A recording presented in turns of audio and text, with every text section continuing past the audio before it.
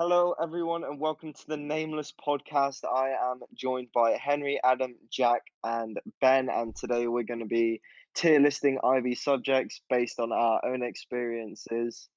And yeah, Henry, do you want to start us off by telling us what courses you'll specifically be talking about and which courses you take?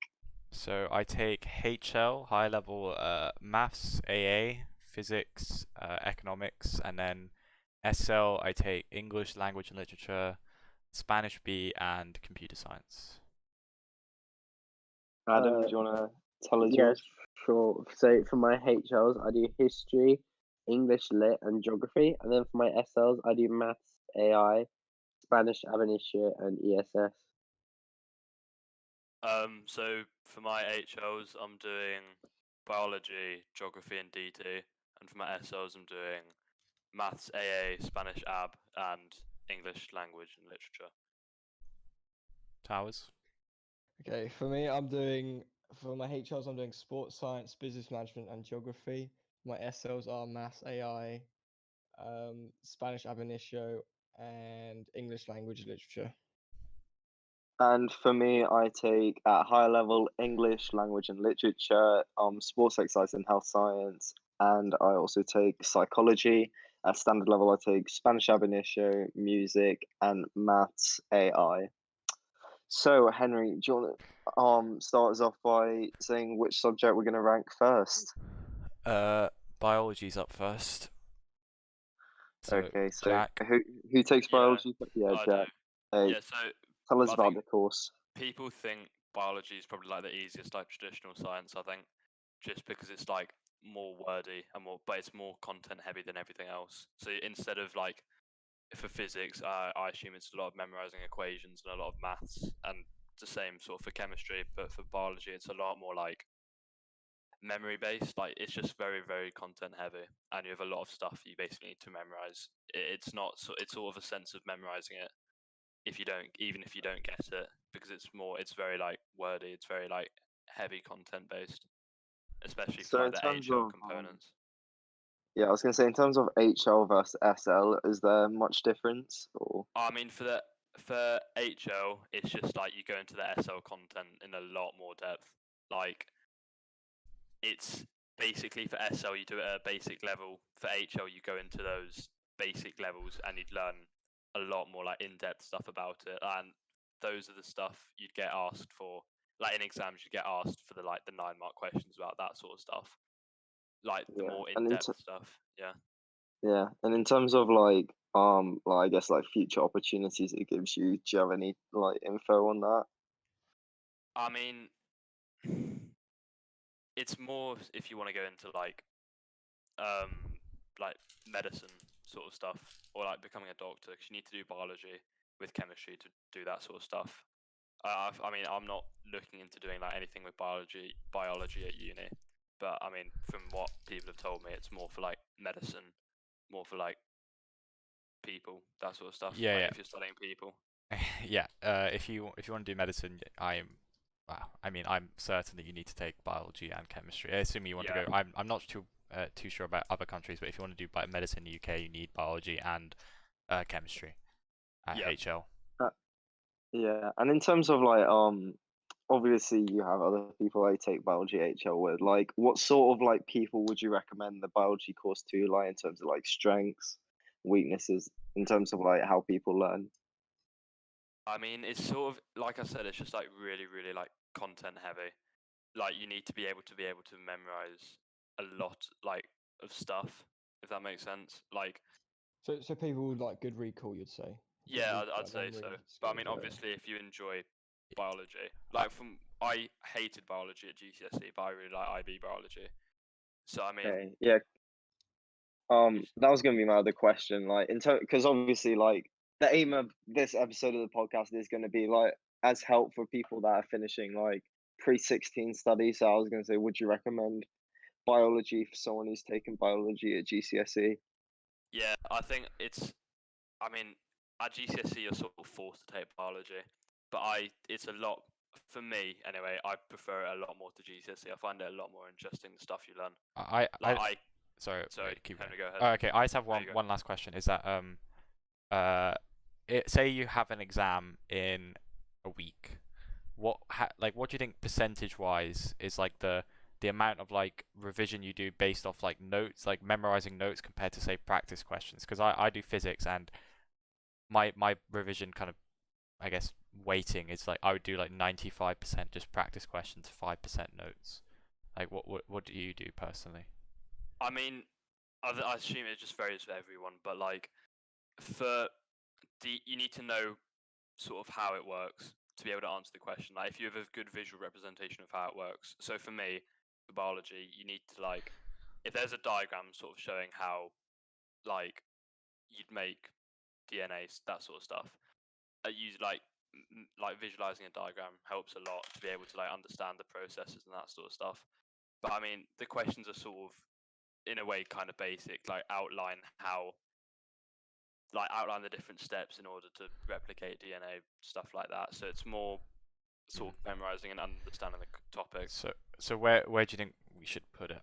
I mean, obviously at the end, I think the whole tier list idea is quite arbitrary. It's mostly going to be us as students going over our experiences and what we think of each subject. But I mean, I'd say from the outside looking in, it's definitely like either A or S or maybe B. I don't know, but I think A. Yeah, I don't know. I was thinking similar. A is fair, And I think A, because I think we mean- need to look at the opportunities it gives you as Yeah, well. I think that's the obviously major if you- limiting factor.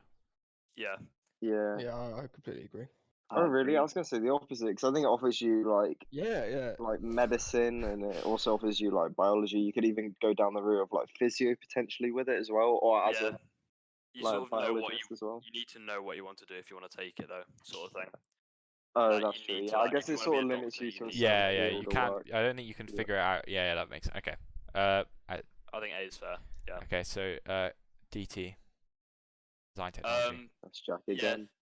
Yeah, DT. I'll take DT HL. It's actually like people sort of write it off as like a science. It's actually quite an interesting thing. Like, there's a really cool mix sort of between like designing, like knowing what material does what, and actually like the business aspects, especially at HL. So there's 10 topics in total, and topics 7, 8, 9, 10 are all HL, and they focus a lot more on the business aspects and like the commercial side of like design, whereas the other 6 topics focus more on like actual design and like how you make a product, like what's the point of designing something like this, like that sort of stuff. But people tend to write it off a lot as like an actual science. But What would you say? Like, what would you? Because I did a DT for GCSE. But what's the biggest difference, like, in terms of like the step up from GCSE to IB? Like, what do you do more of? it's in GCSE you do a lot of practical stuff, and at IB you literally probably about 5% of the course, 5 to 10% of the course is actually you making stuff here at IA. So that's what I was sort of shocked with when I was told by my teacher of how much like it's a lot more learning stuff in DT, especially like depending on your teacher at GCSE. It's a lot more of you actually learning stuff than you actually making stuff, if that makes sense. Do you enjoy that?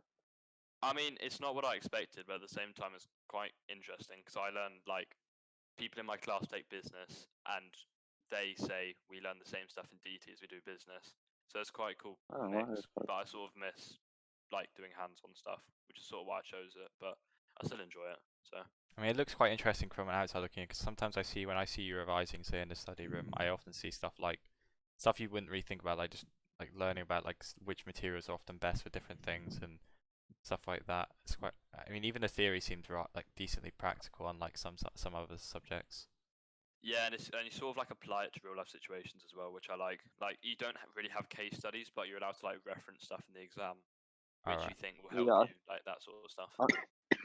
I think that's like one benefit of it. Like obviously, like you could go down the route of DT in the future, like becoming an architect and stuff. But it also teaches you the skills of just being like that classic like handyman dad as well. Yeah, Like just literally. general skills to have, like how to put up a shelf and stuff. So I think like even if you don't go down the route of DT in the future, it's still just a very helpful subject in like life potentially. Yeah, I would say Yeah, that. because it gives you a much like I said, it gives you a range of like subjects. And- like you do a bit of art in there as well, like learning how to So- draw.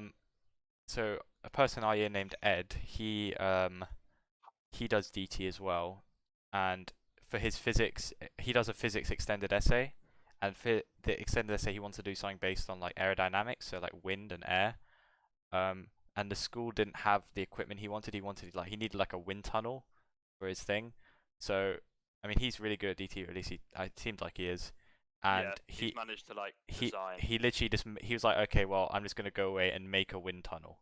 So he designed like a wind tunnel and built it himself, and now has a wind tunnel that he can use for his E. So I mean, a lot of that probably comes from DT itself, and also this, yeah. So I think at GCSE as well. I mean, I think it just teaches you to be practical. Yeah, I mean, if I could rank it, I'd put like people often write it off a lot, like as a subject. Like I'd say you do need to put a lot of work in to get a good grade.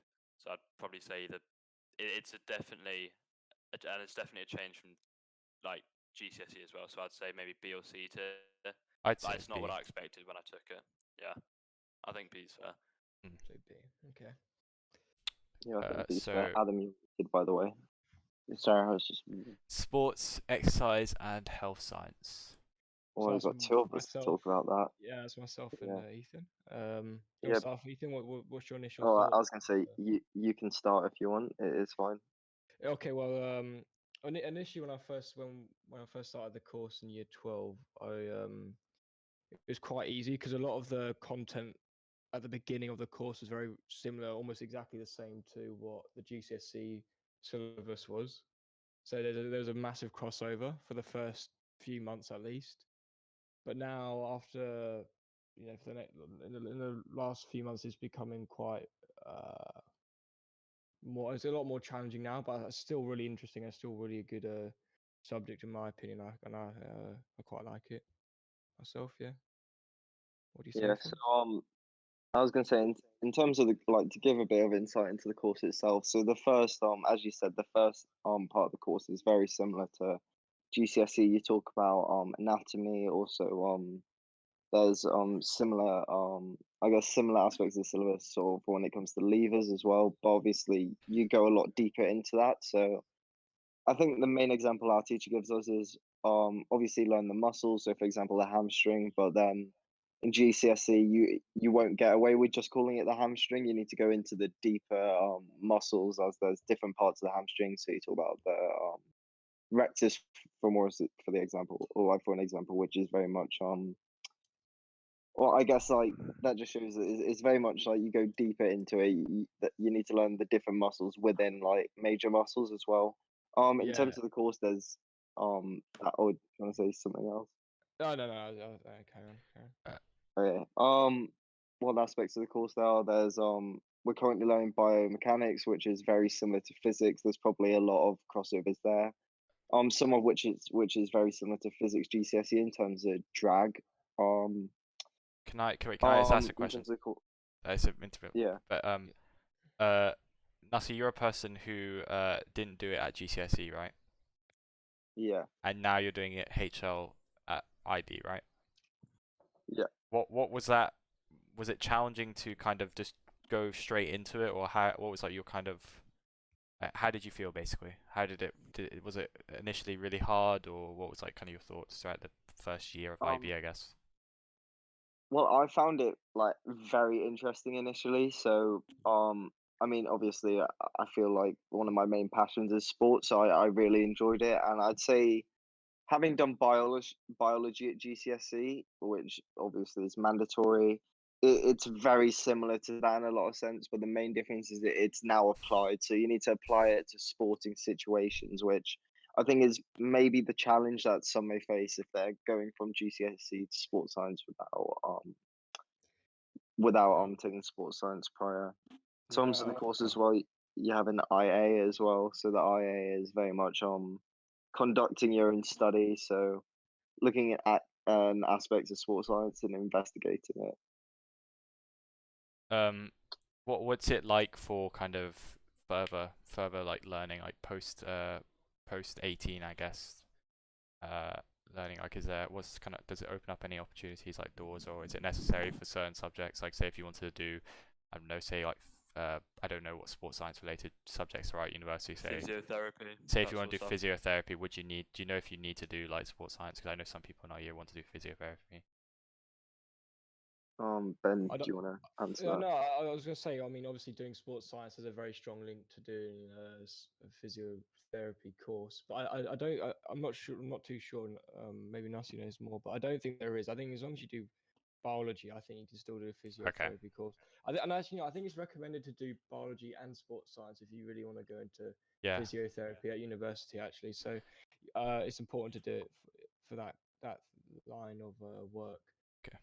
Because Yeah. Well, I have a what other? question as well. Yeah, go on. Just because at GCSE you pick 3 sports, I think. Is that Oh right? yeah, that's right. Yeah, Is that's right. that similar? Like, Oh would yeah, you do that's that a good now? question actually. There's no practical. You don't get assessed on your practical abilities anymore. It's all Okay. theory based Theory. Yeah. and obviously the IA as well. I think also another important thing to know about sports science, which is different to other sciences, is especially like physics. For example, right now we're doing a lot of like mass equations in biomechanics. But the actual in the exam, like the exam questions don't actually require us to know any maths. It's only understanding the actual equation and how it's used in sports. The actual maths side of it isn't required in the course completely. So there's no maths really in it, or if there is, it's very simple maths. It's just actually understanding the theory behind it and why it's important in sport, if that makes sense.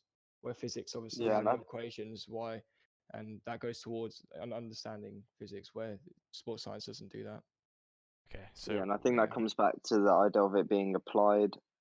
In terms of like the career path as well, I think that would be a big limiting factor on sports science because unless you're going down a very sports specific route in your career path, so let's say I think it gives you options when it comes to um well obviously being a sports scientist in general, but also physio and also like potentially sports coaching and stuff as well. Unless you're very set on going down that path, I'd probably recommend taking biology instead. I think it gives you a lot of wider like I guess like a wider Breadth variety of yeah yeah options career options paths in you the can go future. down. Yeah. so But where do you but think we should? Oh, sorry. Yeah, you speak. yeah, no, I was gonna say, having said that though, I think if you're a student who took it at GCSE level and and you don't want to take any of the sciences because you don't think you're going to be able to cope with the workload of say biology, say, I think it's a really good option because you can still do it at HL, Yeah, and it's also a very fun subject to do, especially if you've done it at GCSE. Like I just said, it's quite straightforward in my opinion. I think most yeah, students can get a 6 or a 7 at least in it. So if you're looking at it in that perspective, then I think it's a good Mm. subject. But in terms of career pathways, like what you gain from the course is probably not as significant as So say the where biology do you course. think we should rank it? C or B maybe. I'd probably yeah I think it's pushing lower side of B, potentially C, Well, because it's Because very from what like it's I interest think based. I think if you give design B, you have to give sports science at least the same. Because I Yeah, think like I'd probably say that as I think well. if there's any like design, yeah, what actual is I it agree with that. architecture? I mean, yeah, Is the They're sort of very specific yeah. in a way. Like if yeah you want to go down being a sports scientist or doing something to do with physiotherapy, you need to do that. If you wanted to go down like architecture, you'd need to do I DT. yeah, but I Yeah, think also you got to know as well like architecture. So you also need maths as well, which is similar to Yeah. physiotherapy. You need the biology as well. the biology. Yeah, so they're very similar in a way, just two different fields of Yeah, and Alright. the final thing I'd say about sports science as well is obviously with biology we talked about what sort of students would it be appropriate for. So I think if you enjoy science as a subject, I think definitely take sports science. However, the main difference is it's not just memorizing the theory, although that is a big aspect of it. It's learning to apply it as well. So that's why I think practice questions like a very Mm. important aspect of revising it. Especially as like when I did my first sports science paper, I was very shocked because like I learned all the thought like the theory, however, like the application of it is the part that caught me off guard. So that's the main thing I'd say about that if you're considering taking it. Okay.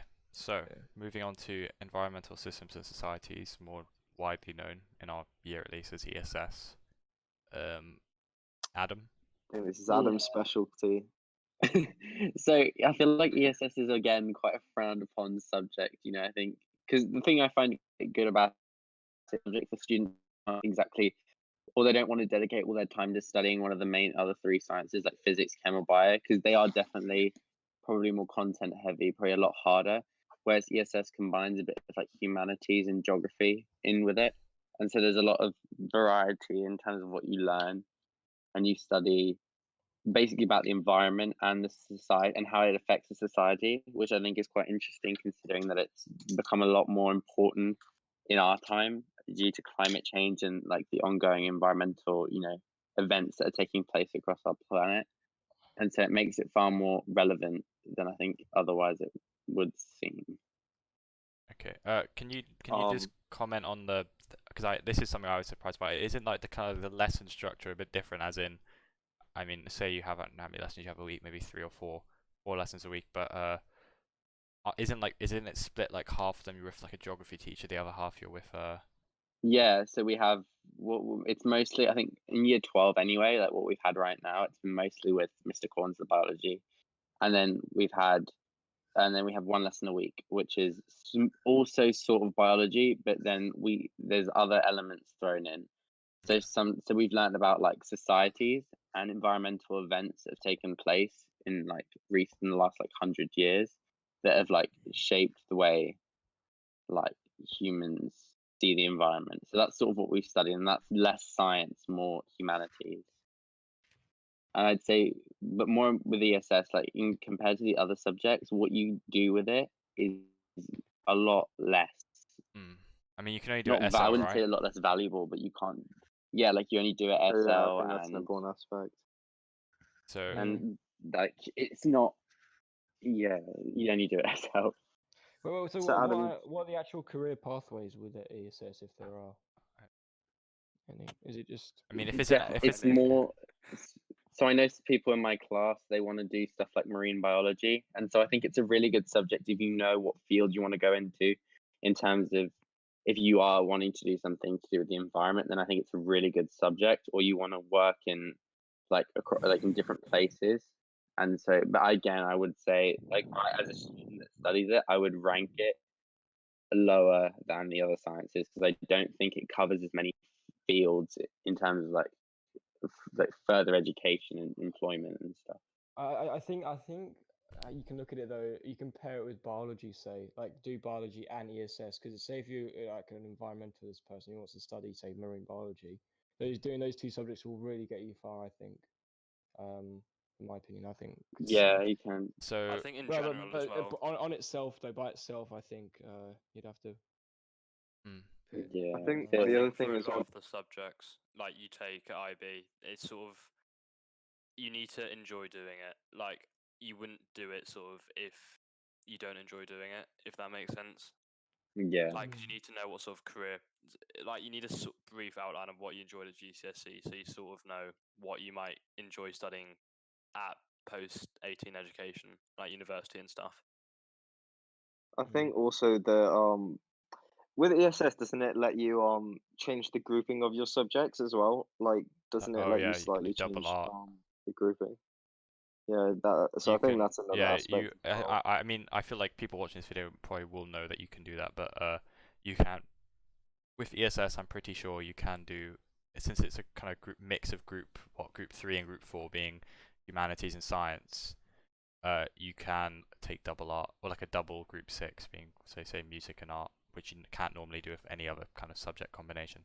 So I mean, I think for a person looking in, it looks like this. Like I don't think any. I mean, I think DT is going to be largely irrelevant right now, if that at all. So I think, I mean, it looks like to me, Adam. I don't know what you were going to say, but I'd say I was going to rank it a C. Yeah. Okay. I mean, obviously you're more educated than me on this, so yeah, I was going to say C as well. So right. Yeah, we're all happy. So physics. So I'm the only person who takes physics here, right? Yeah. So the one thing I will say about physics is that it is the amount of kind of memorization of notes is basically 0, because every single equation, or at least I'd say 9 out of 10 equations that you might need to know are in. They give you a data booklet, so every equation you'll ever need is in that data book. So you don't need to memorize any equations. That's a big kind of misconception with that. But then again, you do need to understand each equation very well to be able to do well. So that leads me to say that, my kind of revision timeline, say if I have an exam in a week or whatever, that I'm only going to be doing practice questions That's how I do it. Like and that's how I see most people. Most people obviously they will look up stuff they don't understand, but I haven't made notes. I don't have notes for physics. I just do practice questions, and if I don't know the answers, then I'll just watch a YouTube video on it. So and also a big thing about physics is that I think if you want to do physics HL at least, I think it's really I would say it's quite important to have maths HL in some capacity, because physics is purely maths. Like that's the difference between GCSE and IB. Is that GCSE you still memorize stuff like I don't know, equations and stuff. well no, a bit more like memorizing just like kind of theory, like stuff like energy transfers and stuff like that. I mean, sure, you have a little bit of that in IB physics, but mostly it's just like just doing questions, like knowing how to do maths well and stuff like that. So are you saying like in your exams that you sit, the majority of the questions are maths related? Yes, the maths isn't complex, but it's applying the physics to the numbers you're given. And another big thing about physics is that you're given very, very little information in each question. So you have to kind of use your kind of intuition to be able to work around that little information you get to try and get an answer. So as a person, I mean, I personally, I didn't actually enjoy IGCSE physics that much. If anything, it was probably my second favorite science. I probably enjoy chemistry more, but IB physics is arguably my favorite subject. I guess maybe maths I enjoy more, but I mean, I feel like the people considering taking physics are probably people who know they're good at maths or physics. So like, and also probably know what they do. I mean, you do the career paths for physics. They're pretty incredible. I mean, well, not incredible, but there's a lot. You have engineering, physics itself, a lot of just kind of maths-related sciences, computer science, etc., etc. Okay, so that leads on to my next question. I was going to ask, like, career paths. Sure, I think it offers a great deal, right, when it comes to career paths. Yeah, I would say, because as a person who's kind of wandered around each thing, I want to do computer science. Well, I've decided on engineering, but for computer science, say if you want to do computer science at university in the UK, a lot of the times it will ask for a maths and say physics. It doesn't necessarily ask for it, but say physics is preferred because I mean the problem solving skills you gain from physics I mean it helped my problem solving a lot.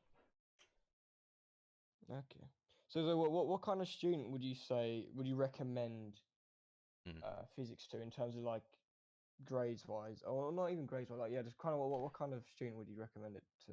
I mean, I'd say it is pretty well known. I'm not well known, but I mean, I feel like if you were to ask most people what maybe they think the hardest science is, they would say physics. I mean, from my experience asking around, it depends on obviously what you're good at, what you're bad at, but physics normally, from looking online as well, is considered arguably the hardest science to do. So I think if you're the kind of student that's looking at taking physics, I feel like you just need to be kind of quite a logical person and just quite not good at maths, but be able to just like, yeah, I'd say think logically and just use information you're given well. So would you say it's quite a demanding subject in terms of that? Like, so in order to get like a 6 or a 7, you need to put a lot more effort into that subject compared to other sciences. I would say you might need to do. It's a case of working smarter than working harder. Say you probably need to put in more work in biology simply because of the sheer amount of memorization. But if you're able to work smart in physics, you will do well, because if you're working at like your weaknesses, and if you're working consistently throughout the year, that's another thing with physics. I don't think you can cram. You can't cram before an exam. You need to do questions consistently. So even if it's just like, I don't know, like if you do like a question a night, you'll get a 6 or a 7. Okay, I see. So I mean, where would you rank? I'm biased, but I mean I would put it S, but I'm biased. I mean, Yeah. No, I think. But I'd put it really high as well. Yeah, I think it's really useful. Yeah. If we're judging this tier list off how what's the word? How useful? I guess how useful it is. And yes, I think you would have to put it in S because Yeah, I'd put it S. the options you get from it are okay. Yeah, quite a lot. But yeah. So So I'm up again. Very pog. I'm up again, and it's computer science. I would say this one's going to be quite quick, I think.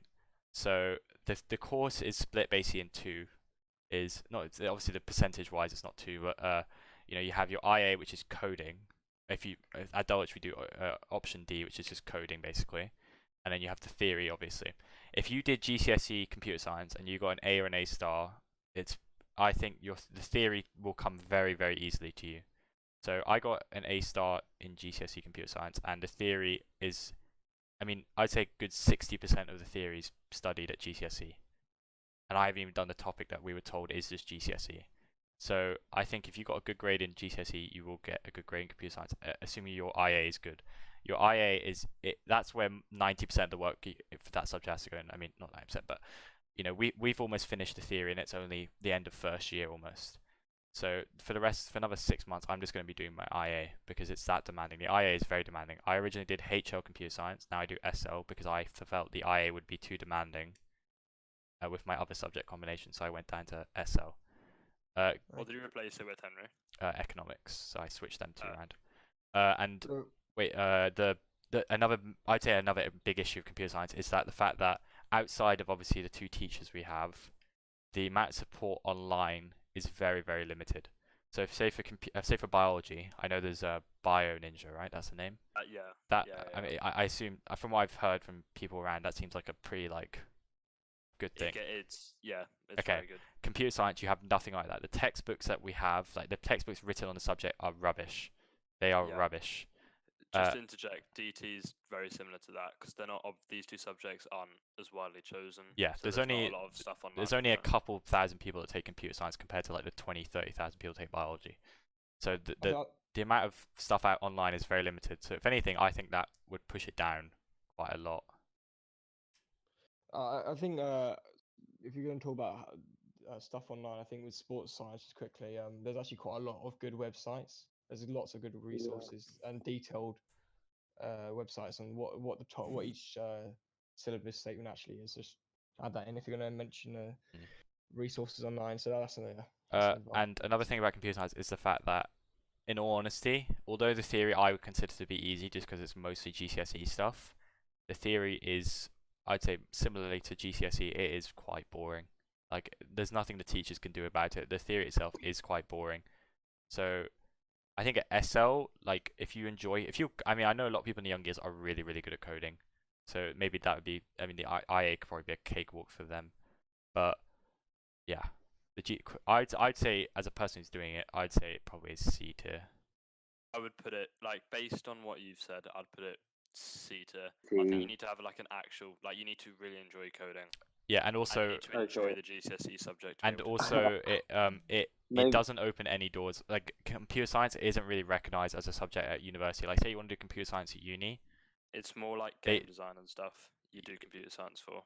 No. It's not even recognized as on 90%. Like, if you do computer science, they won't even care.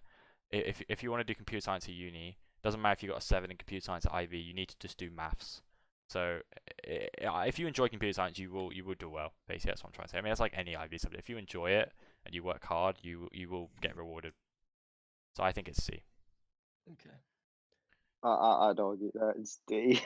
Personally.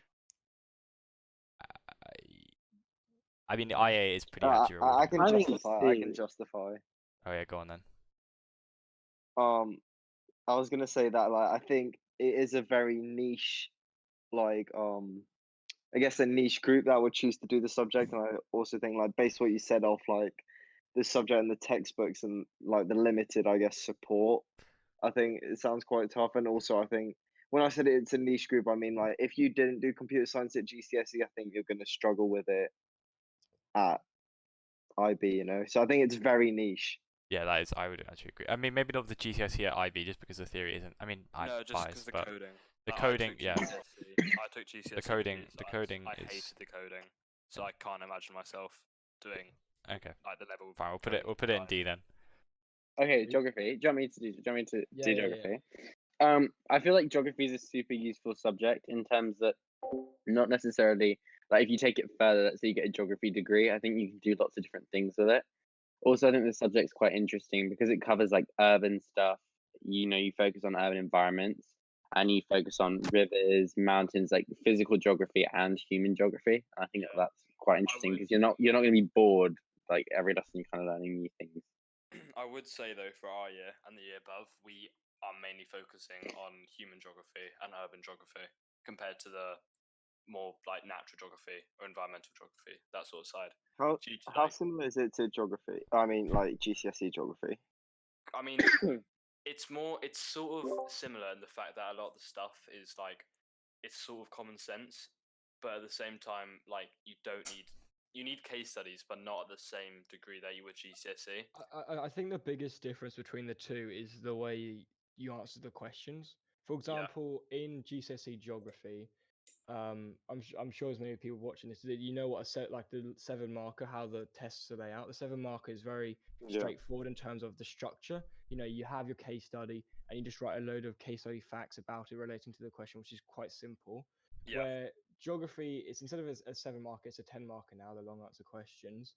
They want you to kind of answer It's the more question. essay styled. Yeah, it's not just stating facts about case studies. It's grouping a whole bunch of case studies together in order to answer the question. And a lot of the time, the question won't be, we'll say like evaluate. So that'll be giving positives and negatives of case studies, for example, or like examples of positive and negative effects of, say, global warming, for example. And you have to use many different case studies, not just using one. You have to use like a whole range of case studies, which is a lot harder to answer in a way. And also, I think the kind of questions in the IB, the kind of exams that the questions in the exams are a lot more complicated in order to get like full marks. For example, I think it's a lot more. I think it's a lot more strange in my opinion. I don't. And we I have don't think.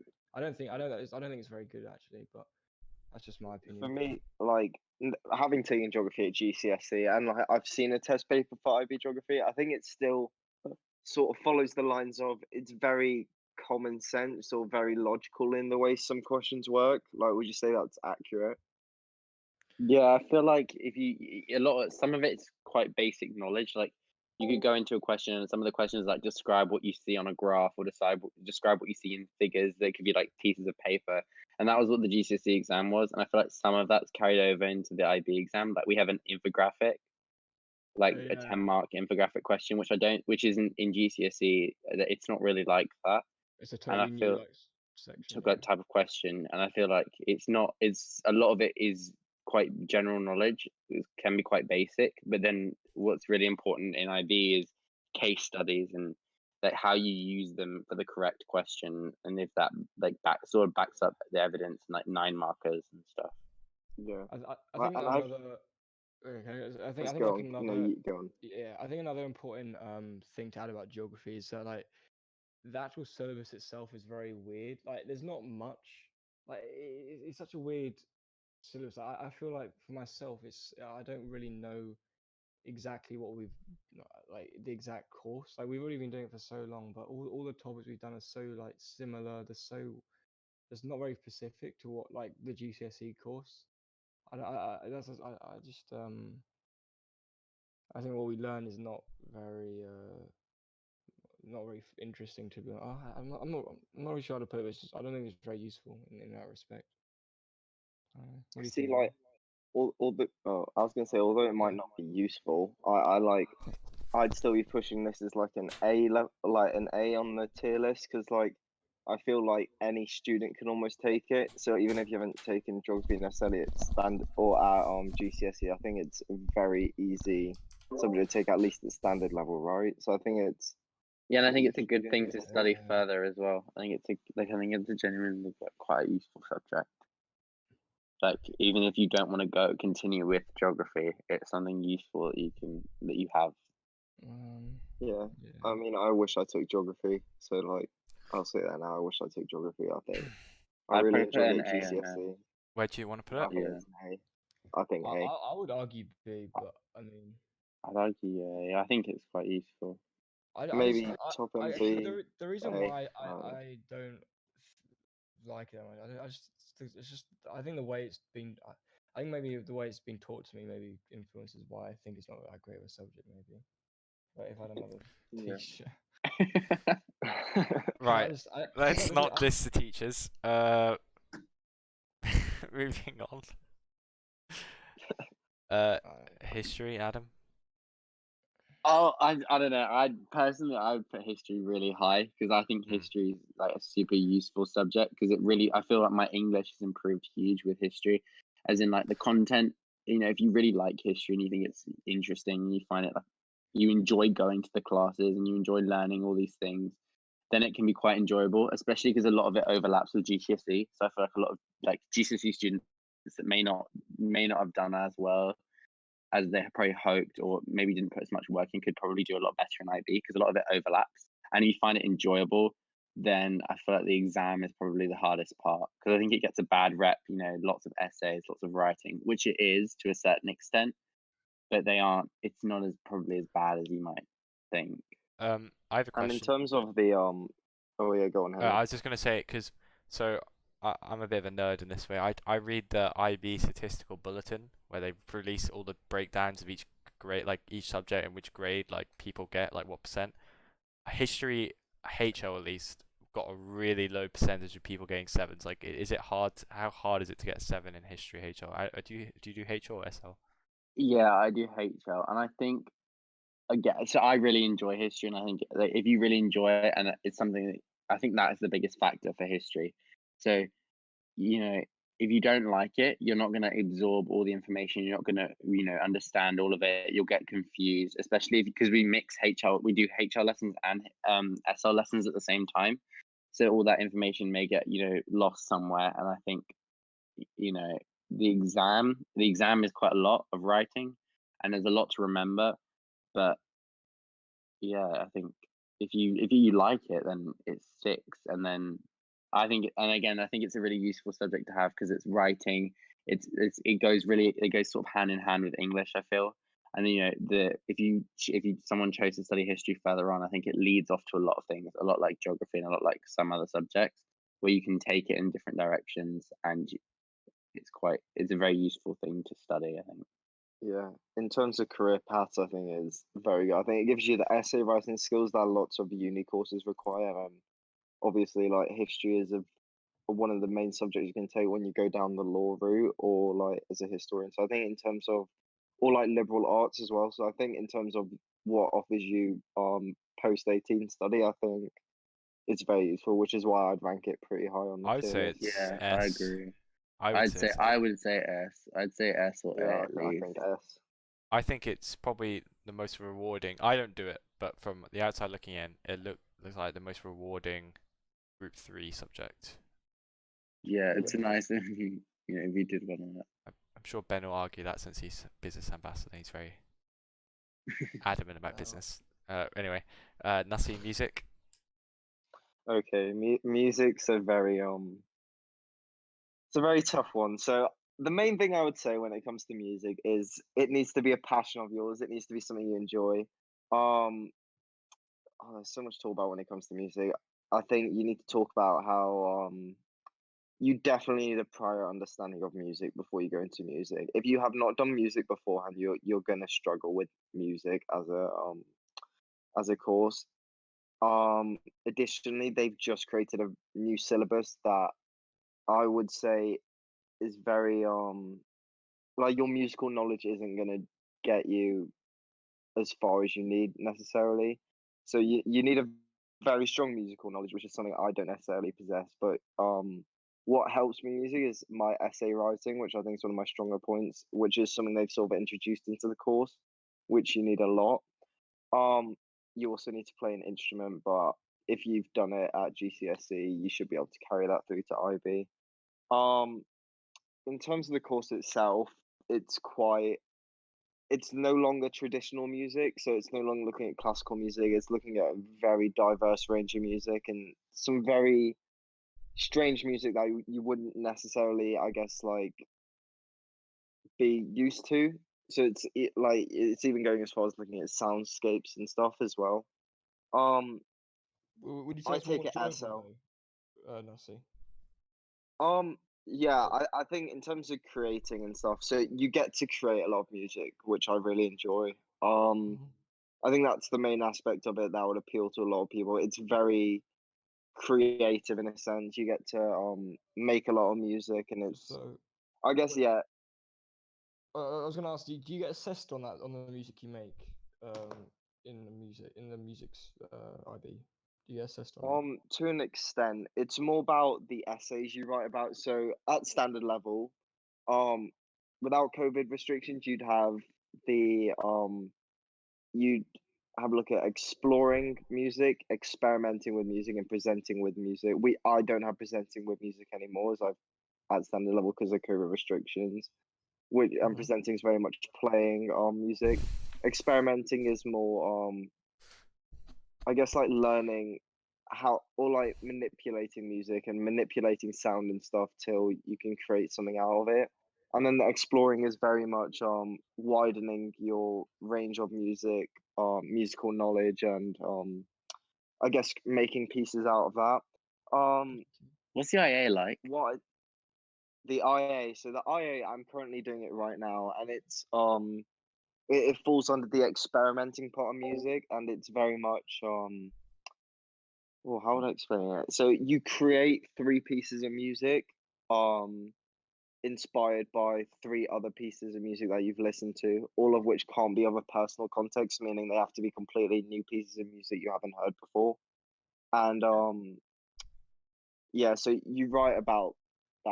I think it's 1,500 words. You just talk about the pieces you've made as inspired by previous pieces. In terms of the course as a whole, I'd say I think well it limits you as well. Like if you're gonna take it higher level, unless you're going down the route as a musician, it's not worth taking. And I took it standard level because I just wanted to take a subject that I enjoy, so I can just create some music. So And the workload is probably more than people expect. Like there are aspects of essay writing, like a 2,800 word essay, but yeah, I think as I said, like previously with the subject, it's very niche. So you need to take it at GCSE beforehand, and also like I can't imagine many people would be interested in going down the route as a musician. So I'd probably rank it as a C or D, to be honest. just like you did for computer I think science, I'm gonna I think it's really interesting. Yeah, I'm gonna bring it down. yeah, fair enough. No, it's I mean, valid it though. doesn't So matter I about the don't order. think it offers Mm. much in the future. It's But more you- if you just want a subject that you Again, it's enjoy. very. I think it's Yeah, it's kind of enjoy the it. same boat. It's very niche. Like, I mean, if you enjoy computer science, like, do computer science. I mean, for any of these subjects, you have to enjoy it. I think, for your HLs at least, you definitely just need to enjoy it. Like, if you enjoy it, you will do well. That's my kind of philosophy. Yeah. Anyway, English literature, Adam. I do like Adam. so I don't really in terms of what to say. I don't know. I need to sort of understand how it compares to Lang Lit. But I think English literature, like what we've studied, we basically have read like books, and we focus on how that how they link together through common themes, like through the goals, like the identity, community, culture, and those are the goals that you sort of link text to. So we've studied African American poets from that like Harlem Renaissance period, which is in the 20s, about like sort of civil rights and stuff like that, and we've compared that to modern day texts like Persepolis, which is like Iran, Iraq, which I think you've also done in Langlet. Yeah. I'm not. Yeah. Yeah, Some so- classes did. Yeah. Yeah, so what I think is quite good about lit is it definitely improves your reading, and it's really good for writing, obviously, and sort of studying those lit texts, which I think is So I was gonna do lit before I changed, just before school started. I started year 12. So I think I have I've kind of tipped my toe in both, I guess you could say. I would say the main difference from what I picked up from reading the syllabus and like learning about literature beforehand and then actually doing language and literature is that it comes down to just what you think you might enjoy more, like analyzing. So you both have, poetry, but the only difference is that really you don't have obviously the language in just literature. So that's like stuff like analyzing speeches, articles, especially like we analyze. My class at least analyzes a lot of articles from say Katie Hopkins, who's a British writer, and John Oliver, who's an American TV show host. I guess we watch a lot of his kind of videos. While in literature, I know Roman at least, he does Kafka, and that kind of stuff. So it's just down to what you think you might enjoy more. I mean, realistically, I don't see your grade differing in either of these subjects too much, depending on which one you choose. Like, it's not like you're gonna get a 5 in English literature, but if you chose language and literature, you're gonna get a 7. It'll be largely the same. So I think it's just down to what you think you might enjoy. And honestly, like I don't think it will affect your life too much because I mean Yeah. I suppose I if don't you, think it's like a drastic difference. I don't think yeah, it's like a big difference between the two. Yeah. universities wise, as far as I know at least, if you want to say study English, I don't think they care too much which one you do. I think I read. Can I add on to that? Yeah. I mean, you want to do law, I so think yeah. law. You know, So yeah, so when it comes to the law field, I know they generally prefer lit because it comes to analyzing bigger texts in terms of novels. I think for students, like when deciding what one, I think it really comes down to what text you prefer to analyze. I think if you enjoy reading a lot more, then I think definitely go down the route of lit, and especially if you're going down law, try and go through lit as well.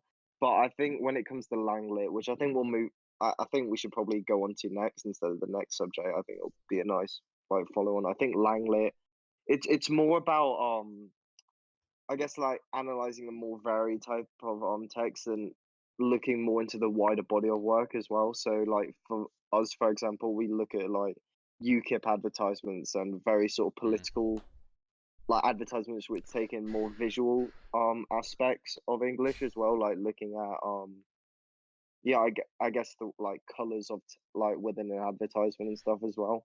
So if I had to like really like I guess like dumb would you down the rank them? Would choices, you rank then them it's the like same? I think they should be ranked the same. I don't see there's big enough. yeah, I mean, especially since obviously you're forced to take either one, so it doesn't. It's not like if anything, the ranking system for these two subjects probably mean the least because they're getting ranked in the same tier. And yeah. I think they are useful. it's also can I hard also to rank them say- because you don't really choose to do them. So And yeah, can I also say one thing about the exam? The difference with the main difference between the two is what I think what we've already mentioned.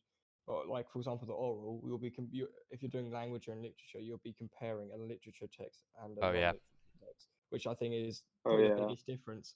Where obviously literature, you're doing two literature texts, so you'll be comparing two poems, or you'll be comparing a poem with an Pros. image, which is it depends on what kind of what Yeah. your preference is. I think the majority of people in our year have taken the language literature route just simply Yeah. because herd mentality, and that's what everyone else has really done. and to be also honest. yeah, and also I'd say at GCSE I don't know about you guys, but I feel like the language course is easier at GCSE than the literature course. Yeah, that's a So good people point. just kind of go straight for the language just Yeah. because they think, oh, less literature equals better, easier. But I wouldn't say that's necessarily the Yeah. case. I think they're I pretty think equal. analyzing poems as a general is probably more easier to talk about, especially like an oral scenario. So, a poem I mean, is I think more. the ranking for these two subjects is pretty much irrelevant. Yeah. But I think they should just The go same. like, yeah. I think it's all down to preference. I But I mean, put them quite like, high because I think English is. Yeah, I would pretty- definitely. Yeah, but the thing is, though, you don't you don't have the choice to take them. So I think they should just go. I don't think it should be S. 'Cause I think S should be reserved for like simply like your Yeah, okay, choices. okay. I mean, it how should, useful Maybe is the A. if anything, choice, I think S should be like the best in each group, like elective group or like I don't know. yeah. So Yeah.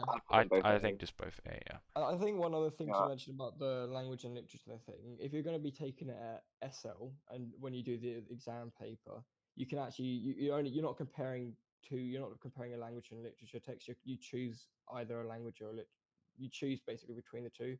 So if you prefer to do a literary text, you can still solely do a literary text. The only time where you ever have to talk about a non-literary text is in the oral. So Yeah, you don't I think it all comes really down have to what sort of text you prefer. yeah, so you don't really have to do that much actual Yeah. non-literature analysis in the whole course. Only in the oral is when that's required. So, Yeah. so economics, that's me. I think it's a very good subject. I think it is well known to be, I'd say, one of the easier subjects in Group 3. It doesn't necessarily mean it's a cakewalk, obviously, but if you've done GCSE, because I didn't do GCSE, I'm a person who didn't do GCSE, and I'm currently predicted a 7, and I didn't do GCSE. So that just shows that it is very kind of it's easy to walk into. If people are scared of going in without having done it in the past, I wouldn't be scared. I think it is. I didn't struggle really at all, just because I'd say the teaching is very good, but also that there is a lot of the textbook is very good, everything. So I think overall it's a very easy subject to walk into. And also, if you've done economics at IGCSE level, a lot of the kind of starting off stuff. It's kind of just building upon what you've already learned. A lot of stuff isn't really learning new stuff. It's kind of building on what you've already learned. So that's, I'd say, quite interesting. And also, it's a very just interesting subject in general because you can apply it to pretty much every kind of part of your life. Yeah. Yeah. So, what kind of pathways can you take with it? Do you know, Henry? That is, I'd say, a big limiting factor because pretty much if you want to do an economics degree at university, you need maths.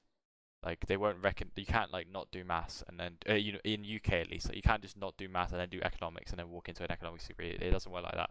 So it kind of falls into the same situation as computer science in that aspect, probably to a lesser degree, that it isn't necessary for doing economics in the future.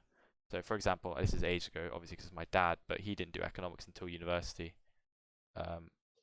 So like it isn't necessary, but I'd say it's a very interesting subject. It is quite not easy, but like if you're interested in it. Common sense, right? You'd say.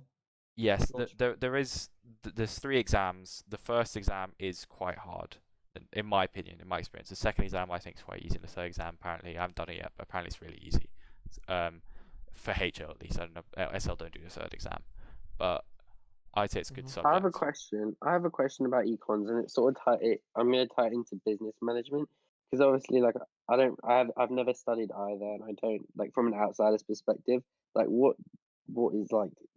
Don't they both study the economy to a certain extent? I actually because I did GCSE economics, I can probably tell you the difference. The main difference is business is very much. I mean, it's kind of in the name. You literally study everything to do with a business. So that is like marketing, budgeting, finance, like human management, everything to do with the ins and outs of an actual business and how it works. Where economics is looking at more like a broader perspective and more like government regulations. If that makes sense, like you got tax. A lot of it is IB is very much just learning kind of methods of government intervention and how they can do stuff, government policy. Same in like you learn like monetary policy at GCSE, fiscal policy, that kind of thing. I'm sure that you also learn that in IB. Yeah. So it's very much more about how the whole economy is controlled by the government, where business is solely about a business. It's a bit more, I'd say, different types of businesses you have. Yeah, I suppose business. You're looking more specific, obviously, at businesses and how they affect the economy. I mean, it's like economics. You take a couple of steps back from where businesses, like broader sense. You're actually it's not really related to the economy at all. Actually, business. Oh, really? Okay. Solely related to. I mean, yeah. The operations of a business. Literally, that's it. And it's very specific. Okay. I think. I'm not sure where to put it. I mean, would you rank it a B? B, I think top end of B. I mean, are we doing it like that? Okay, I guess if we're doing. I would say B, and then I'd say the maths thing is probably a reason why you probably wouldn't put it much higher. Also, it is a new course, as in our year group, I guess, is the first year group to go into it. So right now for us, the resources online outside of textbook is basically nothing. But I suppose if you're say a year 10 watching this, or I guess even a year 11 right now watching this, then it will probably be a bit different for you guys. But for us, it's not great. Yeah. So I think we'll kind of group. I guess I'm the only person that does a language B, right? I will group French and Spanish. Yeah, I agree. So, I mean, I won't probably. It's not relevant to French, but it's just languages B in general. So at GCSE, I took Chinese and Spanish at GCSE. And Spanish B is definitely a big step up, I would say. I mean, every language B is, I think. It's a big step up. It requires a lot more work if you want to get a 7. Like, I'm not going to get a 7 because I haven't put the work in properly. But anyway, if I feel like most people do languages, do them SL. So obviously, since you have to pick one, I would say if you can, I know the school doesn't say this, but if you can pick an ab initio language, like from what I've heard, it's a lot easier to get a 7 than, because I got a 9 at Spanish GCSE. I'm gonna probably get a 6, if a 6. I might even get a 5. So like, it is hard. It is very, very hard. Yeah. Okay, so where would you put that in the ranking then, Henry? Maybe a C or a B or I'd say C. C? You put French there as well, I assume. Yeah. I mean, I can't speak for French. I mean, I assume it's basically the same. Yeah, but that's Just what curious, do we have Chinese on this list? Chinese. No, But no, but if we're gonna talk about Chinese, Nasi did for a bit, but from everything I've heard about it, seems just avoid at all costs. No. Well, okay, so, yeah, no, that's all I'd say. Chinese D, unless you're Chinese, don't do it. I did it. So I did it for GCSE at ab initio. I did very well. I got an A in it. However, I did 1 week in IB and I found it awful. The stack up is ridiculous. Yeah. Unless you are unless Chinese is genuinely your second language Yeah. or your first language, that do goes not do it. that goes with Especially all. Sorry, you just keep. I'm interrupting. I'm sorry. Well, I was gonna say like the main thing with Chinese is like I think the grade boundaries also get pulled up because a lot of people That's in what I was Hong gonna say. Kong do IB. Yeah. Yeah, lots of people in Hong Kong do IB. Pretty much in most of the B languages, their grade boundaries are screwed up because fluent speakers take it instead of taking it language A. So for example, that's less so Spanish. I'm not sure too about French, but Chinese, like Nasi said, is screwed. Like, because I have a lot of friends in Hong Kong and they all take Chinese B at SL or HL and they're all guaranteed 7s because they're all fluent. So even if you're like an A-star student at GCSE, odds are you're gonna get a 6. Just straight away. There's no. I would avoid Chinese, but languages B in general, if you can, try and take it ab initio. But if the school doesn't let you, then just take. You're gonna have to bite the bullet. And obviously it's a preference, but I find Spanish a very enjoyable thing, and I find the teachers are. You always have a good Spanish teacher. I feel Spanish teachers are always good. So yeah, that's what I'd say. And also, there's a lot. I'd say the media that you can consume out, like you can watch like Money Heist and like Spanish movies. I would usually say are a lot better than Chinese movies and TV shows. So like you can watch you can watch Spanish TV shows. I don't think I could watch like a Chinese TV show if I just don't think I would enjoy it with subtitles. But I can watch Money Heist and I enjoy it. So it's a case of that as well, because that's a good way to learn.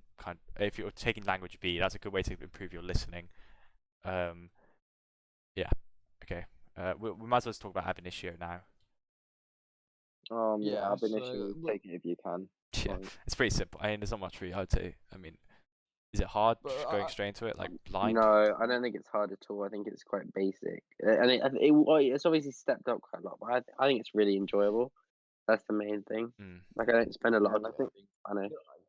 I think it's important to think though. You obviously start from the basics, learning like the numbers or the alphabet, right? But it progresses very very quickly in that respect. But it's not so quick that you're literally stressed out. But it's still quick to the point where like you've got to keep up with work, and it's not like a breeze. But I mean, no subject's going to be a breeze. The thing I was going to say is that for comparing ab initio and B, the biggest thing I can take, like I've kind of thought about and kind of learned from looking at different classes, is that in B, it seems like in the mentality in ab initio, from what I've learned, is that people are just, since they kind of are all new to it and all pretty much at the same skill level walking in, they're a lot more kind of not confident, but just like I mean, I don't know about you guys, but it seems like everyone's just a lot more kind of just confident about just like being wrong in ab initio, because in Spanish B, like whenever I say anything in front of the class, like whenever I like answer a question, I always like check on like translators to make sure I'm correct. So I just get paranoid. I think everyone does in B about being wrong, just because everyone, like there's always a couple people in the class that are a lot better than you because maybe they might be fluent. But in ab initio, if everyone's the same skill level, everyone can just like say. Yeah, I guess it's more of a comfortable space. Yeah.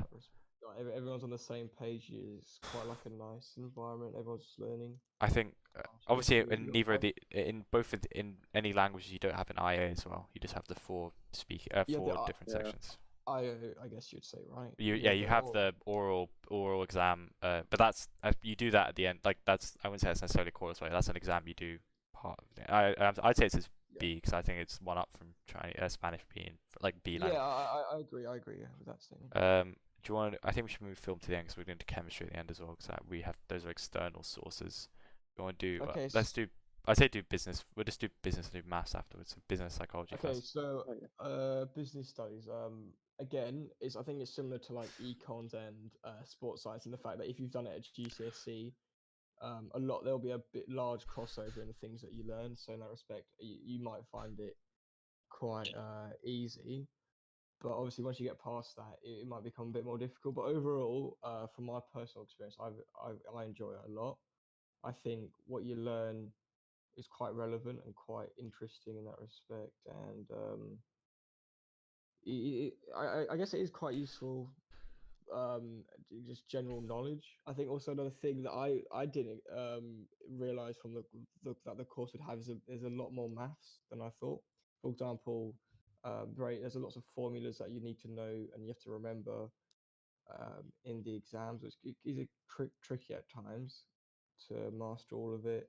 Also, you learn lots of things about finance. So finance and accounting, that's definitely like that would be very useful for that kind of course at university. And in terms of the business IA as well, this is very like a very unique kind of business IA compared to all the other subjects in very different IA, very unique kind of IA style compared to all the other IAs in the rest of the IB. In terms of the fact that the actual research that you have to do for the IA is all primary, so that means you actually have to go out by yourself in a way. It's very independent, where you have to come up with a business. You have to look at a business and do primary research on this business. That includes, like, for example, interviewing a director, which for a lot of people is quite challenging thing to do. However, you can overcome it with enough work, I guess you could say. Where Yeah. where would you I think it say? looks Yeah, really. where are we gonna put it? I think it. I'd Put it, say A. I think it's really I would, interesting. I think I it's would say it has to interesting, be but with economics. Like, I think they yeah, I kind would of say go. it's economics. If someone was contemplating between business or economics, I'd probably say economics just because it's more, in my opinion, I think it's more interesting doing it at GCSE level, learning about like government interventions and how the economy works is more relevant to what I feel like us. Because I think, yeah, that's just my personal opinion. I think, I think it's. I think economics is also slightly more kind of like not well respect. Well, maybe well respect. yeah, I mean, I would I would completely say agree. I'd say if a university's looking at your HLs and they see economics, say if you want to do, I mean, I don't know, but like I'd say in that regard it probably is slightly above, but they're basically the same. Psychology. Yeah. Yeah. Okay, so psychology is a tough one because I think it's very hit or miss based on the type of student you are.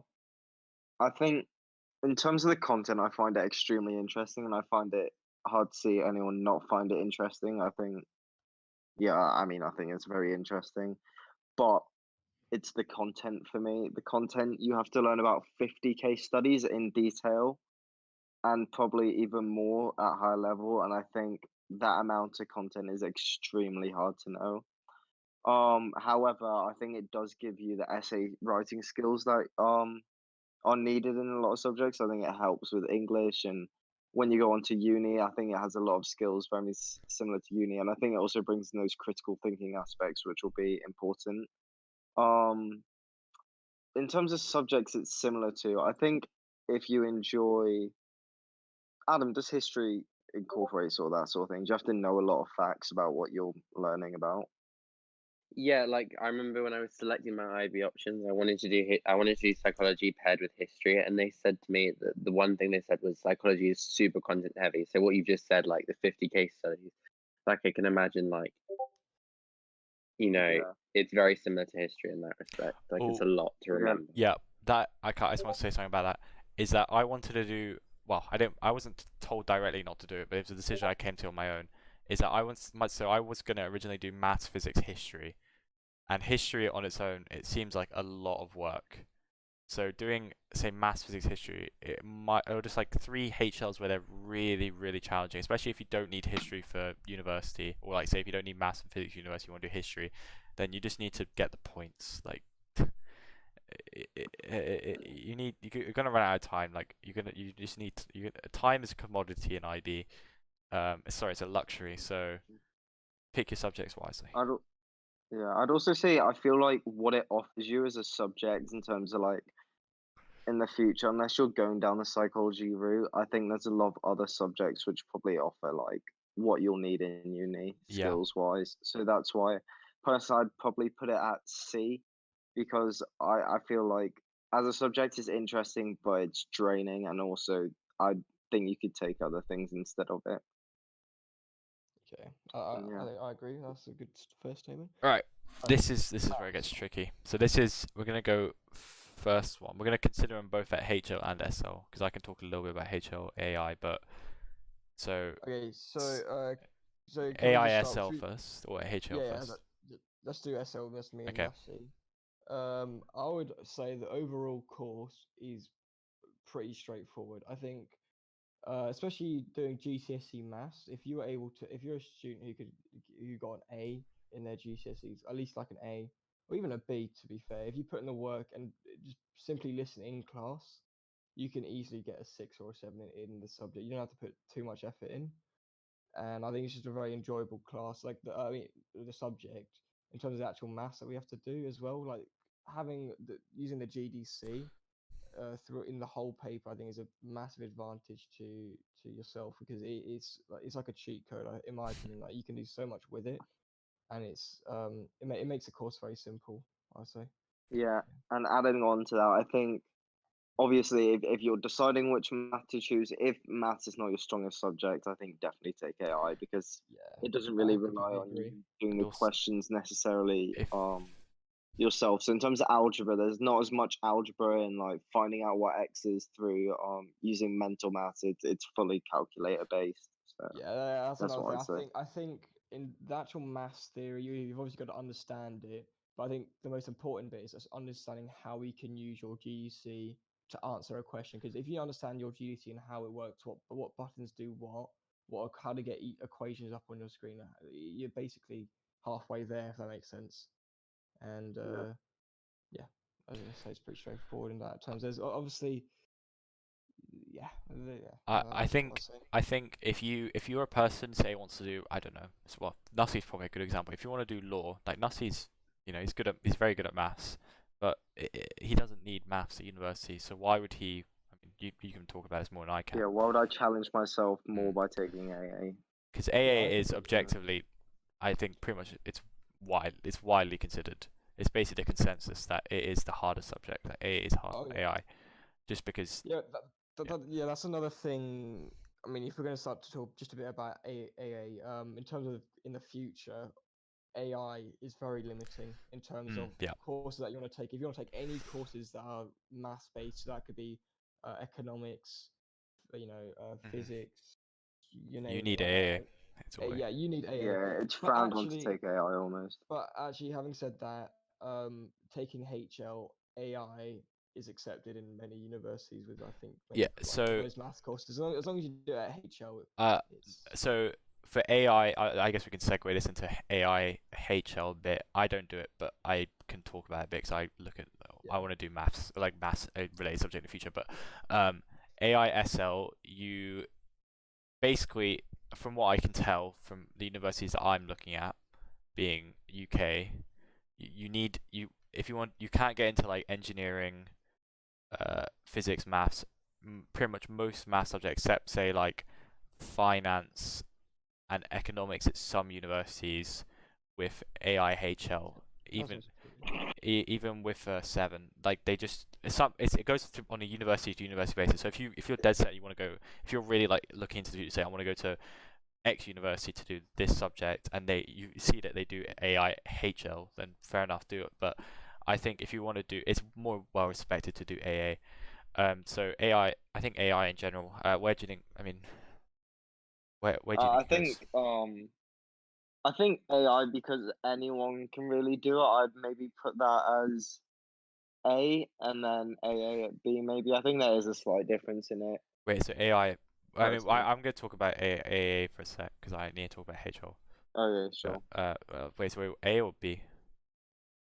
I'd say AI, I I'd say think. B just because I mean, if so it's BHL. Honestly for HL, I'd say AI is in D, but SL, I mean, it is quite a gift to quite a lot of people if Yeah, they're so not I too guess like confident if with you're their gonna maths. middle it out, put it at B. Okay, so AA, SL. I mean, we kind of already covered it. It is, it's harder, but I don't quite. I mean, unless you're better at algebra or you did add maths, that's a big thing. If you did add maths and you're not doing continuing with maths further, so if you did additional maths at GCSE and you're just doing SL Maths in the future, I'd say it's probably easier to do AA simply because AAA you've already covered like 80% of the course.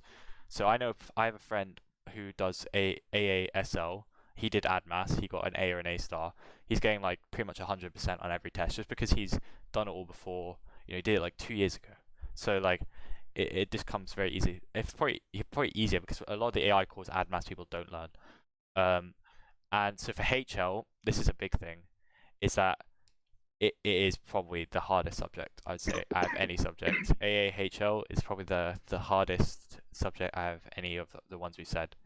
But then again, it is probably, I would say, the most rewarding in the way that if you do AAHL and you get a 6 or a 7, your doors are so open. Like you can do pretty much 90%, not 90%, but like, maths, physics, engineering, computer science, economics, finance, but just the list goes on.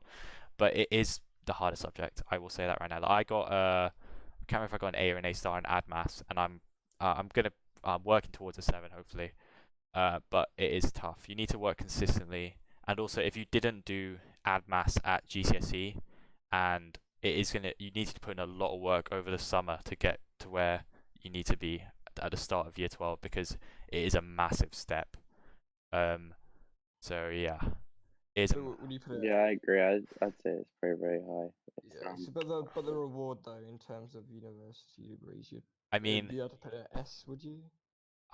yeah, I think it is. I mean, it depends who you are as a person, because if you're a person who's really, really good at maths, I mean, the people that take AAHL are like they're the top like 10% in each year that do AAHL in maths. Like odds are if you're looking at AAHL, you're good at maths. Like no one in any class. There's 2 classes in our year. No one in either of those classes is really bad at maths. You need to be good at maths. It's not like physics like maybe like history where you could learn how to get good. Yeah. Like you need to be good from day one, or you'll just fall behind. It's gonna get stressful. But it is definitely, I would say, for me, it's my favorite subject. It is probably the most rewarding subject I do. And also it's imperative for a lot of university courses. And Yeah, I think it goes sort of without saying, but if you did not do Add Maths at GCSE, I wouldn't recommend higher level. yeah, there's really 2 ways you can do it. You can either, if you didn't do the two types of people that should do this course are either the people who did Add Maths at GCSE, and then they can do IB, HL, MAA, or the people that got, say, like an A star in extended maths. I would say you need to get an A star if you want to do it, and then put in a lot of work over summer to learn some of the Add Maths course. Those are like really the only 2 people that could do it. Like I know some people who got like an A in extended maths, put in a lot of work over summer, and still like just dropped out of maths HL, then went back down to SL just because they just could not keep up. Like sometimes I struggle to keep up, and like I could do an SL, like just from Add Maths you can do like 80% of an SL paper. Like I did a practice SL paper, and I haven't even learned like probability, but we're doing that in class today, and it's like you'll be set if you do AAH SL with Add Maths. But I mean I'm biased again, like I said, but earlier with physics, but I think it's an S. But it is hard. You need to work consistently. But the output is so good, and it's also it's probably the most well respected subject there is. I mean, it's maths. I mean, I don't know. Yeah. I'm thinking SOA simply just because it's so difficult, and I don't think everyone can do it. Yeah, that would be my only argument for dropping it a bit. But I think the case is the fact that it's like I don't see people even considering it unless, I mean, yeah, like you're only going to consider maths HL if you're capable of doing it, really. Like, that's true. I think once you actually get going with the course, it's probably S, but I suppose if maybe it is A just because the accessibility to it. But I mean, I'm happy to put wherever you guys want to. Yeah, I'd say A, but I understand. If there was like a category like, I don't know. I mean, it is set for a certain number. It's set for a certain type of student, really. But chemistry. Oh yeah, chemistry. So none of us do chemistry, but I got a chemistry student who's in our year to talk about it. Like he sent me some messages. So I'm gonna quote him here. He explains. It says, it explains a lot of the fudges or assumptions we make at GCSE. Proves a lot of things from GCSE are actually lies or simplifications. but it is quite a bit harder than GCSE, especially if you do HL and there's a lot of content. It's not necessarily hard, but there is just a lot.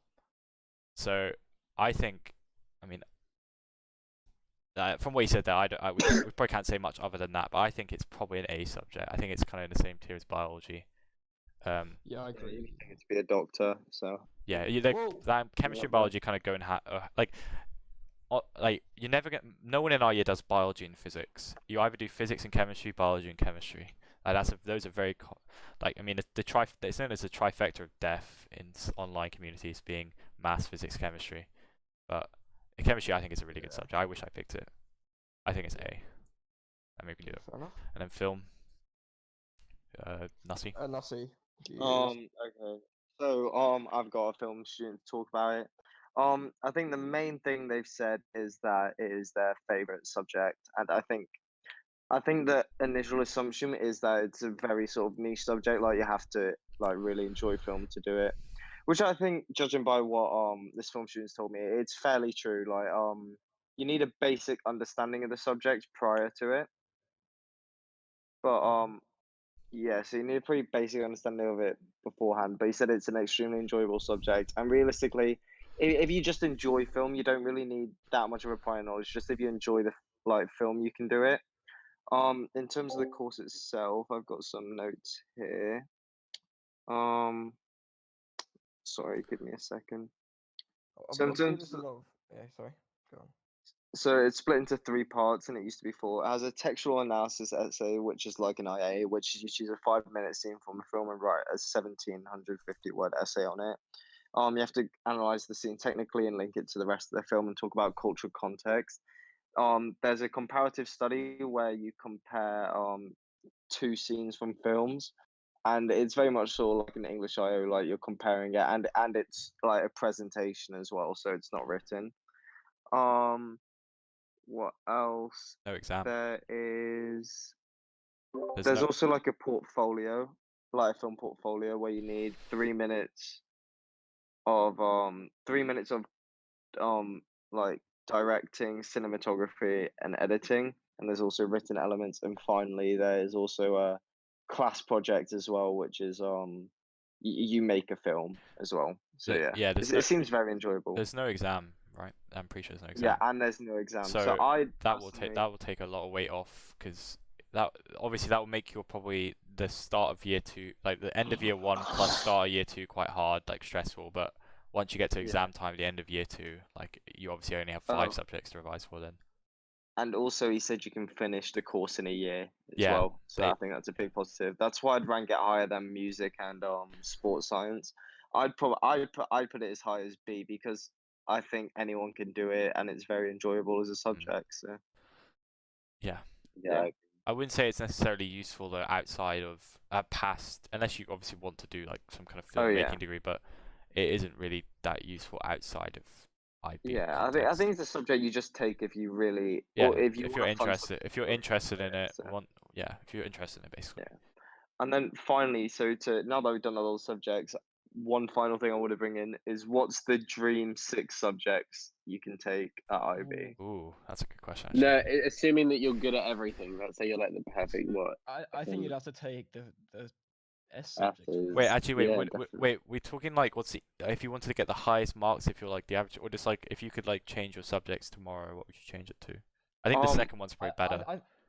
Yeah, I mean, should we all just say like what In 6 hindsight. subjects we would all like probably have liked to take? And Yeah, I then think let's in see, like, what we chances would have of- done in hindsight is probably the best way to do this. Yeah, so I'll go first then. So at higher level, I would have taken I would have stuck with sports science personally, just because I have a passion for sport.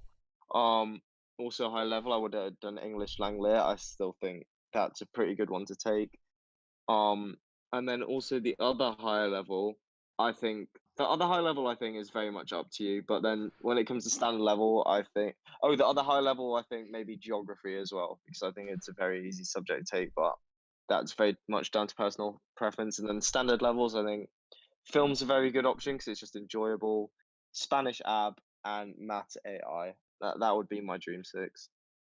Okay, I'll go next. So in this dream scenario, I would stick with my HLs being maths, physics, and chemistry. Maths, physics, and economics. I would change my English to English literature from English Langlit, and I wish I could have done Spanish AB, but the school wouldn't let me because I did Spanish at GCSE. So I wish I could do Spanish AB, but I guess I'm just sticking with Spanish B. I guess I probably could have done like German AB. And then I would change, the only change I would make, I guess, aside from the English, would be changing computer science for chemistry at SL. I think for myself, sports science I would definitely keep because I think it's just a nice subject to do, interesting subject that I enjoy. Geography, that's an interest. I'll come to that later. Probably business. I probably would have picked economics actually at HL just because I think I would have found it more interesting if I'm being honest. Spanish AB I would keep the same as well. Maths I would definitely keep the same. English keep the same as well. But I think with the geography HL, I think I would probably switch it just because of the way it's been taught to me and just the whole course itself. I just don't really enjoy, or I just don't see a way in how. For example, like most subjects you can find, like there's a set syllabus, like way to get S7. For example, sports, you study, you go through the syllabus, you learn it all. With geography, it's not like that. It's very much exam technique based, which I don't like as much. So maybe I would have picked another subject like, I don't even know, maybe like film, something like that. I guess at HL, just to as a filler subject, I guess. Because I also think is with geography, I don't know how much use it really has. I'm not really sure. Okay. That's my personal opinion. Yeah, Adam, what would you? And I would pick, assuming that I'm good at all these subjects, I'd obviously I wish I was good at physics because I think it was very interesting when I was studying it. Even though I did dual, I feel like physics was definitely quite interesting, and definitely history. And then for English, I stick with lit because I feel like it's something that I've personally really enjoyed. And again, if I was good enough at maths to do AA, then I think that would be ideal. And then I would definitely stick with Spanish AB because I think that it's really fun and interesting. And similar to Ben, I would do film because I think that it's quite a. It's I think not it also stressful sounds subject. yeah, enjoyable to do. Yeah, I and think, it I would think be. we would have had more fun doing that or I would have had more fun doing that compared to say geography, which seems a bit more stressful. So where are we overlapping then? So I don't really know what groups subjects are, but I think is it group 6 the arty subject? Okay, wait. I know all the Oh groups. yeah, that's a good question. Actually. Are we gonna say what's the best in each group? What do you think the best in each group is, or what? No, I'm saying yeah, just do that. Do that. Okay, I would say. Oh, someone needs that. Hello. Oh wait, sorry. Wait, just pause everything. Let me join back on my phone. My AirPods just ran out on my computer speaker's dodgy. Just give me 1 second. Alright, I'll just my text note thing. There we go. Okay, wait, just give me how far into the Ooh. okay, wait, 129. Okay, that's cool. Right, so best in each group. So group 1 is the Englishes. I would say the best English. I mean, I'd say it's a sequel. I don't think it's just Yeah, I think it's very much down to personal preference, whichever text you like. I mean, all of these down to personal preference in each group. I'd say Okay, so I'd say objectively the best in group 2, which is the languages, foreign languages. I would say it's Spanish AB. Yeah, Spanish AB 100%. Because you go from not learning a language at all. Because I would say your abilities learning Spanish don't increase too much just because you're not learning like in the right way. I think just because the way the syllabus is just like the IB forces us to teach that way. But Spanish AB, you go from not knowing a language at all to being like a basic level. So like this is great. So I'd say Spanish AB is the best. Group 3 is the like humanities. I think history is probably the best. Yeah, I agree. But I also think geography is good. And then for group 4 is the sciences. I would say physics is the best for right people, but I'd say biology in general is also very good. I think this is very much I think this one's very much like what career path you want to go down, because obviously me and Ben doing sports science, we find it very enjoyable, but that's not necessarily a career path. Yeah. So, yeah. Well, I mean, having said that, there are some people who want to do. Oh yeah, of course. Group that, but yeah. Group 5 is maths. I think Again, it's like English. This is down to what kind of student you are. If you're good at maths. Again, it's career path. If you're going to go down a career path and require any maths, and you don't do it, if you require exactly. I think also another thing that's important for students who are choosing it. If you don't exactly know what you want to do, say you don't know if you want to do a course that requires math, you might as well just do AA. In the chance of whatever having to need it later on. However, maybe if you go 6 months into the IB and you realise that you don't want any maths, then maybe you can move down if you're struggling with AA and you know that you're not doing it. And then group 6 is the It's gotta be a film. arts. It's gotta be a film. Yeah, film. But we didn't talk about visual art, and I have heard from people who do it, it is actually quite good. But we can't obviously comment on it. I mean, visual arts, first of all, you just gotta be talented. That's like the one point subject where you need to be. I mean, I guess maths you probably need talent as well, a bit of talent, but less so than art. I agree. I mean, like art, you definitely just need to be. I mean, if you'll know if you're good at art, like you'll know if you're the right person for art. Similar to what you'd be say for maths. But I think arts is like group 6 is very much down to what you're good at. But I would still not recommend music if you're fairly good at music. Okay. Wrap it up. Do we need an outro? Yeah. Thank you for listening. I hope this is a helpful insight. Leave a like on the video. Subscribe. I don't know what's gonna watch it now.